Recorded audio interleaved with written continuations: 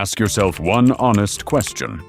How much of your personality actually belongs to you?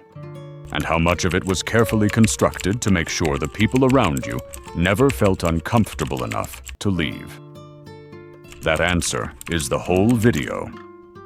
There is a particular kind of grief that has no name in most languages.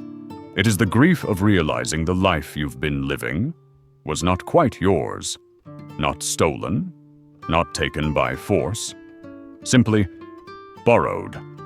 Borrowed from the expectations of people who loved the version of you that never said no, who loved the version of you that disappeared when they needed space, who loved, without knowing it, your silence. Rilke once wrote that we must trust in what is difficult, that growth lives precisely where we most resist going. The person listening to this right now is probably in that place, that threshold, that unbearable in-between. Not who you were, not yet who you are. What you are standing inside is not collapse. It is initiation. Most people, when they think about personal growth, picture something bright, a breakthrough moment, a journal entry where everything finally clicks, a version of themselves that is liked more, not less. But here is the uncomfortable reframe. Real psychological transformation, the kind that actually changes the structure of who you are, almost always begins with a period where you are liked, significantly less. You become harder to predict, harder to manage. You start saying things you used to swallow. You start missing obligations that used to feel non-negotiable.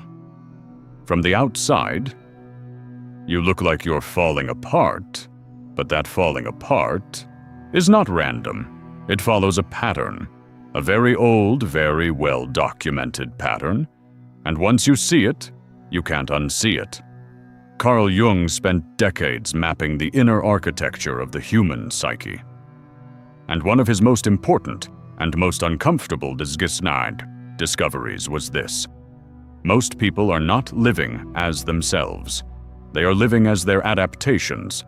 Jung called this the false self, or more precisely, the conditioned persona. A psychological structure built from one core question, asked in childhood and never fully unasked. What version of me keeps the people I love from leaving? You learn to be funny when the room goes tense. You learn to be helpful when your own needs start to feel like a burden. You learn to agree when disagreement would cost you warmth. None of these are conscious decisions. They are survival code. And here is the cruel part. Society doesn't just tolerate this, it rewards it. We call these people low maintenance. We call them team players. We call them easy to be around. What we don't say, what nobody says, is that we are applauding someone for the quality of their self-erasure. If you have spent your life being praised for how little space you take up, this video is for you. Let me introduce you to a concept Jung called individuation. It is the process, often violent, rarely comfortable, of separating the real self from the conditioned one. Jung didn't discover this concept in a library. He nearly lost his mind living it. After his professional rupture with Freud in 1912, a relationship that had defined his identity, his status, his entire intellectual world, Jung described what followed as a confrontation with the abyss. Visions, disorientation, a feeling of complete groundlessness. He wrote about it plainly. He was menaced by a psychosis. Now here is why that matters for you, Carl Jung, perhaps the most sophisticated cartographer of the unconscious who ever lived, could not individuate without a period of profound psychological destabilization.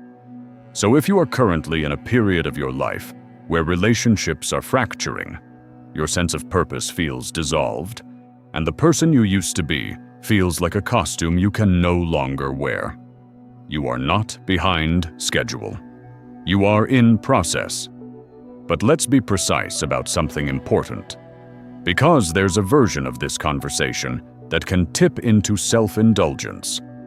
The dissolution of the false self is painful, but it is not passive.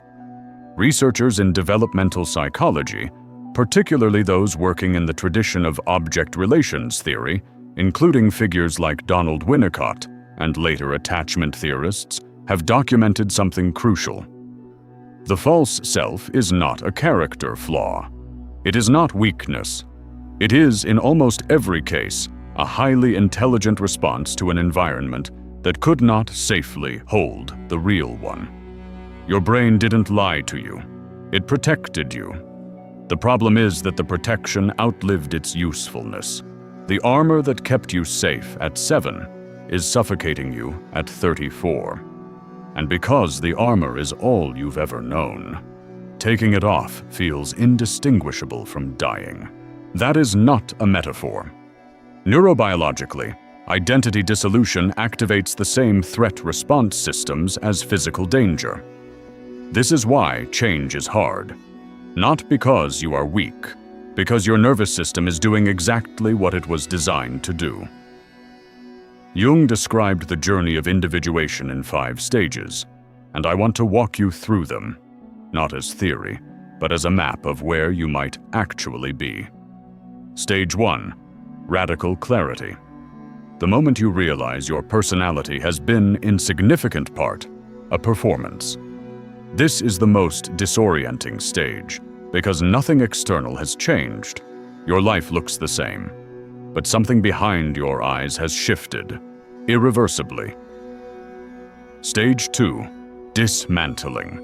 This is where the attrition happens. You start withdrawing energy from relationships and roles that only worked because of the false self. And the people who depended on that version of you grieve it loudly. You will be called selfish, unstable, changed, as if change were a diagnosis. Stage 3. The liminal void. The old identity is gone. The new one has not arrived. This stage is the psychological equivalent of standing in a doorway. You are not in either room. This is where most people reverse, because the void is terrifying, and the old mask is right there. Familiar, available. Stage 4. Integration. You begin, slowly, imperfectly, to act from your actual values rather than your conditioned ones.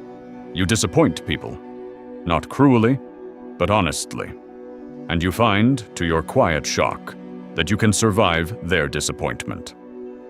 Stage 5. Sovereignty. The need for external validation doesn't disappear, but it loses its authority. You can hear "I'm disappointed in you" and feel it without becoming it.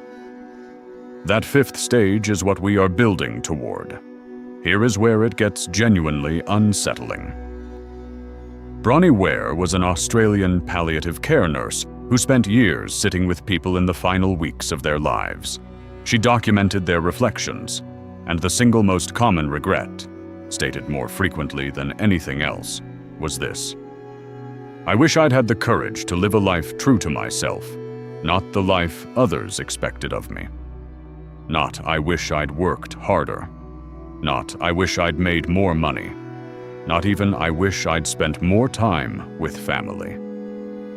The deepest regret of the dying is the unlived authentic life. And here is what makes that devastating. Most of those people did not feel like they were betraying themselves in the moment. They felt like they were being responsible, considerate, mature. The false self is a convincing actor. It sounds like virtue. It sounds like love. The difference between self-sacrifice and self-erasure is almost invisible from the inside. Which means that if you are waiting for a clear sign that you are living someone else's life, you might be waiting forever. The signal is subtler than that. It sounds like a low, persistent ache. It feels like shoes that are almost your size. So what do you actually do with this? Because this is the moment where most content in this space makes a hard left turn into vague inspiration. Believe in yourself. Set boundaries. Prioritize your needs. And those things are true. but they are instructions without an engine. The engine, psychologically, is this: you cannot think your way out of the false self. You can only act your way out. Slowly, imperfectly, repeatedly. Every time you tell a small truth that the old version of you would have smoothed over. The new structure gets 1 unit stronger. Every time you decline something from a place of genuine unwillingness, rather than strategic excusing. You lay 1 more brick. Every time you feel the social pressure to perform a version of yourself that no longer fits. And you pause, and you breathe, and you choose differently. That is individuation, not as a destination, as a practice. The research on identity reconstruction, particularly the longitudinal work done by psychologists studying adults through major life transitions, is consistent on one point. Authentic identity is not discovered. It is not hidden inside you, waiting to be found like a treasure buried in childhood. It is constructed through repetition, through small choices made under pressure, through the accumulated weight of all the times you chose discomfort over performance. You do not find yourself. You make yourself, piece by piece. In the moments no one is watching. Now, I can hear the objection forming. This is just a framework for justifying self-centered behavior. You're giving people permission to blow up their relationships and call it psychology. It's a fair challenge, and I want to meet it directly. Individuation is not permission to be careless. It is not a license to abandon responsibility. What it is a refusal to let the fear of disappointing people be the primary organizing principle of your life. There is a profound difference between love that stays because it wants to, and presence that stays because it's afraid to leave. The people in your life who love the false self do not actually know you. They know the strategy, and that means the connection, however warm it feels, is built on something that cannot hold. The real thing, the relationship that survives you becoming more fully yourself, that is built on something that can. And the people you lose in this process, that loss is real, the grief is real, but it is a loss with integrity. That is different from the invisible, silent loss of spending your entire life half present, performing for an audience that never quite sees you anyway. So here is the verdict. Your life is not falling apart. The structure is falling apart. The false one, the one built on other people's comfort and your own fear of being fully seen. And yes, that destruction is brutal. It is disorienting. It will cost you things you actually loved. But the alternative is to spend the rest of your life being very, very good at playing someone who almost resembles you. You are not having a breakdown. You are having a breakthrough that looks like a breakdown from the outside. The question is not whether the process is painful. It is. The question is whether the pain is purposeful.